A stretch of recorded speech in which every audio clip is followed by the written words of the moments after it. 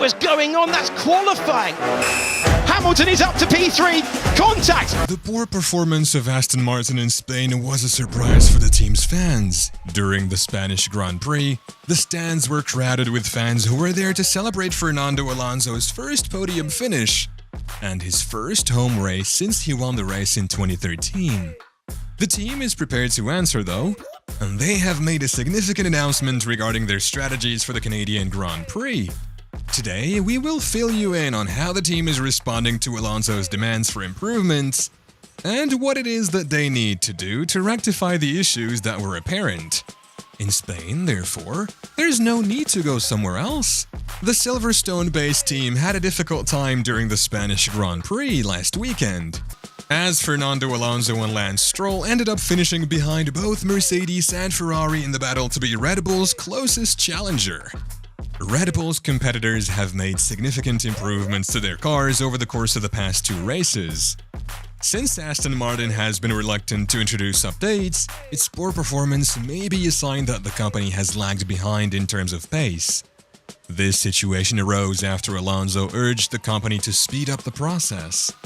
His squad needed to increase the rate at which it was implementing upgrades if it wanted to maintain its position as a consistently challenging podium contender.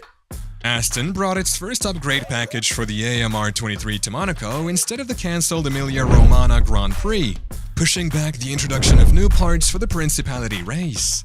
Aston sported a revised suspension setup and tweaked brake ducts to improve airflow over the rest of the car, which resulted in increased brake efficiency and better stopping power.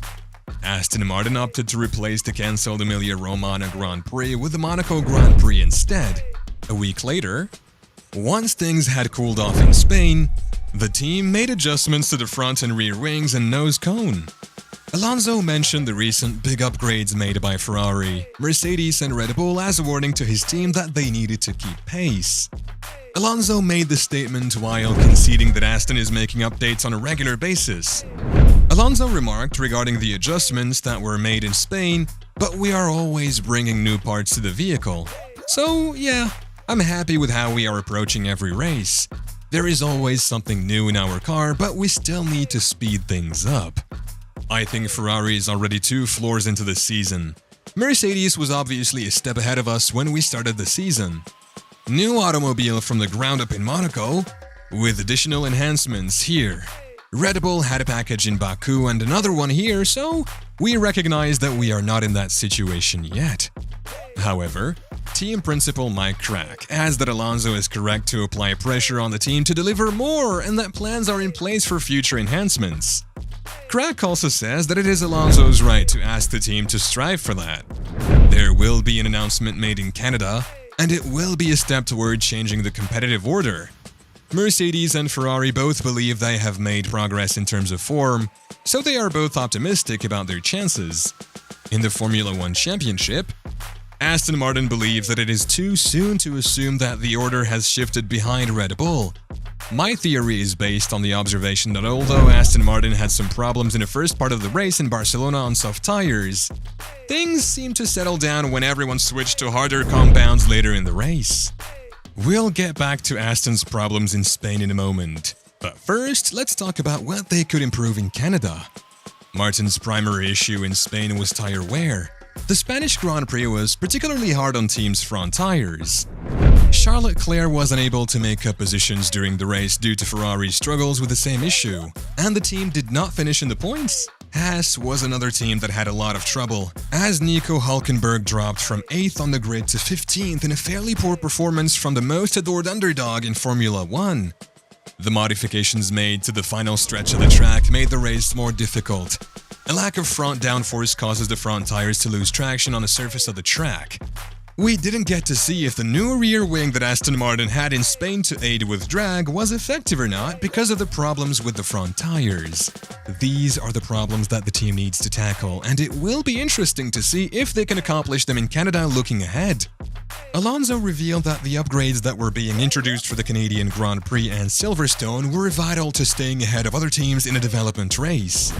Alonso believes that if Aston Martin brings upgrades, they could be on par with Lewis Hamilton and have an improved chance of winning a race this season. The Spanish driver expressed his determination by saying, "I think it's a race, and in Canada we crushed them." Lewis Hamilton, George Russell, and the Mercedes team are the teams that Aston Martin needs to crush in order to secure a double podium for Mercedes. Lewis Hamilton led the charge and assisted George Russell in securing a double podium for Mercedes. Since the introduction of the AR23, Aston Martin has frequently finished in second place in the constructed standings, behind only Red Bull. Throughout the early races of the season, the Silverstone squad was taken aback to see if it was trailing the rocket ship Silver Arrows, and also having trouble beating Ferrari's performance. Somebody claimed Mercedes had a rocket ship. I don't know where they acquired that pace. I was expecting us to be the second strongest vehicle behind Red Bull. I expected that after all the races this year. However, we just didn't have it. We had a lot of degradation, and we were having trouble keeping up with Merc's pace. Ferrari, while drivers welcomed the removal of the final chicane in Barcelona, it did take away a slow speed section and significant acceleration zone areas where the AR23 has excelled.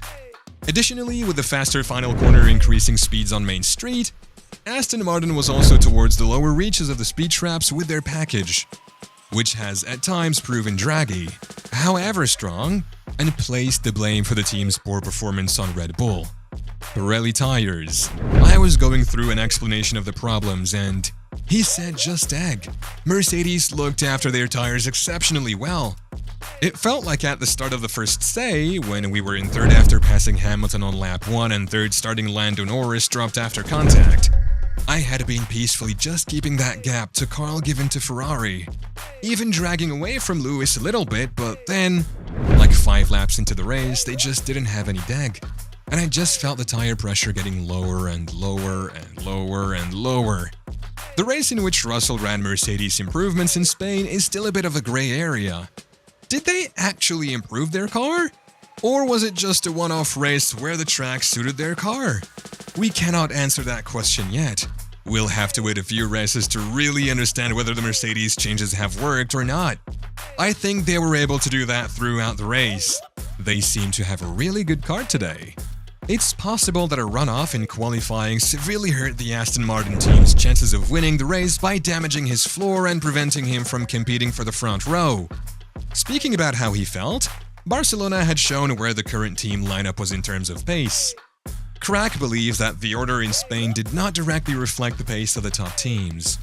Crack said, "I believe it is too early or too easy to say that because we have not seen the complete picture in qualifying. It's something that is similar to how it is at the beginning of the year when we say we need 3 races to understand where we truly are at. Now, it is possible that the other teams have taken a more significant step forward, but our preliminary research doesn't reflect that Aston Martin has been patient with their upgrades so far this season. Mercedes, on the other hand, has implemented a massive upgrade package. The Silver Arrows will need to determine how their upgrades have affected their performance. It wouldn't be surprising if, over the next few races, Aston Martin showed that they haven't taken a step back and instead brought upgrades that not only put them back in front of Mercedes, but also closed the gap to Red Bull. Compile data and consider how to use the rest of their development budget this season, while Aston Martin can just carry on upgrading as they have. I cannot wait for the Canadian Grand Prix. In part because it is one of my favorite tracks on the calendar, but also because the development race for this season is now well and truly underway, and Canada will be a big battleground. Do you think Aston Martin can get back ahead of Mercedes, or will the team disappoint Alonso with ineffective upgrades? I cannot wait to find out. Please share your ideas with me in the comments section below. And until we meet again, stay safe on the road. Until next time.